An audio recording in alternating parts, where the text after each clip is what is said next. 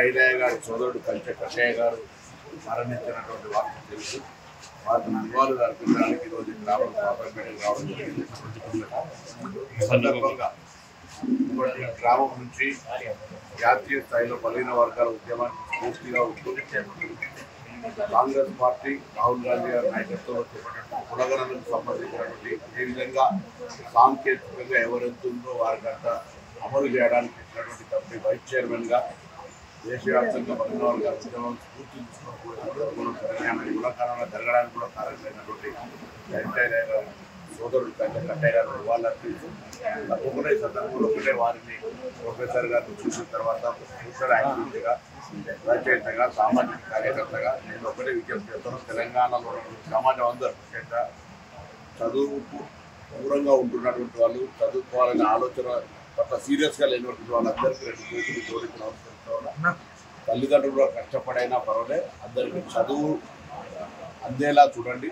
చదువుకుంటే తప్పకుండా సమాజంలో బాధ్యతగా ఎక్కడో ఒక ద్వారా మనం మన భవిష్యత్తును చూసుకునే అవకాశం ఉంది. కాబట్టి కంచె కట్టయ్య గారి ఈ నివాళులు అర్పించే కార్యక్రమం సందర్భంగా కంచె ఐలయ్య గారి ప్రొఫెసర్ సమక్షంలో వారిని ఆదర్శంగా తీసుకొని విద్య అన్నిటికీ మూలం. విద్య మన సమాజానికి మనకు సంబంధించిన వ్యక్తిత్వ నిర్మాణానికి ఇచ్చే కాబట్టి విద్యను అందుకోవాలని దాన్ని చదువుకునేటువంటి ప్రయత్నం అందరూ సభ్యులు కావాలని కోరుతున్నాం. నిన్న వ్యవసాయ యూనివర్సిటీలో గౌరవ ముఖ్యమంత్రి గారు మొత్తం టోటల్ 15 మంది క్యాబినెట్ మంత్రులు వివిధ ప్రజాప్రతినిధులు అధికారులందరి సమక్షంలో తెలంగాణ రైతాంగానికి 9 రోజుల లోపల ఒక గుంట నుంచి ఎన్ని ఎకరాలకు ఆసమైన వ్యవసాయ యోగ్యం ఉంటే చెల్లించే విధంగా నిన్ననే 2,340 కోట్ల రూపాయలు కేటాయించినారు.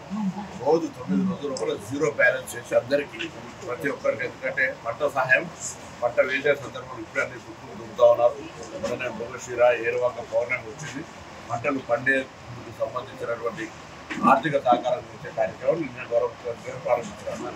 తప్పకుండా ఈ ఆర్థిక సహకారం తీసుకొని రైతులు కూడా మారుతున్న కాలానికి అనుగుణంగా వ్యవసాయ శాస్త్రజ్ఞులు కూడా ఊళ్ళలో తిరిగినటువంటి సందర్భంలో యాంత్రీకరణకు అవసరమైనటువంటి పరిస్థితుల్లో వాడుకుంటూ నూతన వ్యవసాయక విధానాలను తెలుసుకొని ఉత్పత్తులను పెరిగే విధంగా మరి చైతన్యవంతులై అందుకని అవగాహన సదస్సు కూడా అన్ని రైతు వేదికలలో జరిగింది.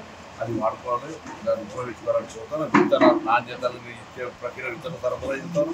అన్ని రకాల వ్యవసాయక విప్లవాన్ని తీసుకురావడానికి తెలంగాణ ప్రజాపాలన కట్టుబడి రైతులు వినియోగించుకొని నగరాలకు దగ్గర ఉన్న రైతులందరూ కూరగాయల పంటలు వాణిజ్య పంటలు చేసే విధంగా ఆలోచన సరళి మారాలని కూడా ఈ సందర్భంగా ప్రభుత్వం పక్షాన్ని కోరుతుంది. ఉపాధం ఉంటుంది. అటువంటి వాళ్ళని బహిష్కరించి అంటే వాళ్ళ మీద విపరీతమైన పీడీ యాక్ట్తో పాటుగా చట్టపరంగా అన్ని రకాల చర్యలు తీసుకునే విధంగా కఠినమైన విధానం అవలంబిస్తుంది. రాష్ట్ర వ్యాప్తంగా నియోజకవర్గానికి 3,500 ఇంటి చొప్పులు ఇస్తాను. పేదల పేదలు మేము ఇచ్చేది ఒకటే సంవత్సరం సరిపోదు. ఎందుకంటే ఒక గ్రామం తీసుకున్నప్పుడు వాస్తవంగా 100-150 మందికి 100 మందికి ఇళ్ళ అర్హత ఉన్నది. కానీ మేము ఆ గ్రామంలో అన్ని గ్రామాలకు ఇవ్వాలి కాబట్టి 10-15 ఇస్తున్నాము. కొంత కొద్దిగా ఇబ్బంది అయినా పారదర్శకంగా పేదలకు అర్హత కలిగిన వాళ్ళకి ఇవ్వాలని నిర్ణయం తీసుకొని ఈ కార్యక్రమాన్ని చేస్తాను. గత ప్రభుత్వంలో ఉదాహరణకు నా హుస్నాబాద్ నియోజకవర్గంలో 10 సంవత్సరాల్లో 484 ఇళ్ళు మాత్రమే కట్టించినారు. 10 years. నేను ఈ ఒక్క సంవత్సరంలో 3,500 ఇస్తాను. ప్రతి సంవత్సరం ఆ విధంగా ఇస్తాను. ప్రజలు చాలా సంతోషంగా ఉన్నారు.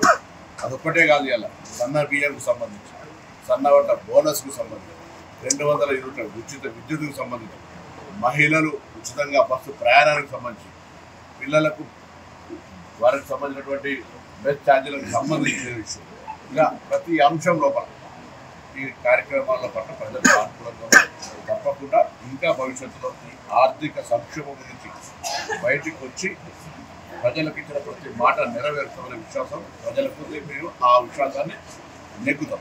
ఇచ్చే సూచన కంటే ప్రజలే స్వయంగా వారి ఆరోగ్యాలను వాళ్ళు కాపాడుకునే కరోనా సమయం లోపల అందరూ సోషల్ డాక్టర్స్ అయిపోయారు. సో ఎవరి ప్రికాషన్ వాళ్ళు చేస్తారో ప్రభుత్వం తరఫున కూడా విజ్ఞప్తి చేస్తాను.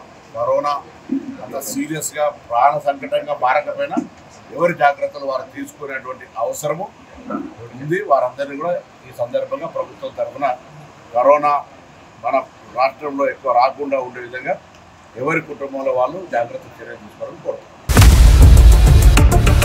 ఇండియా పాకిస్తాన్ ఉద్రిక్తతలపై లేటెస్ట్ అప్డేట్స్ కోసం డౌన్లోడ్ చేసుకోండి RTV లైవ్ యాప్.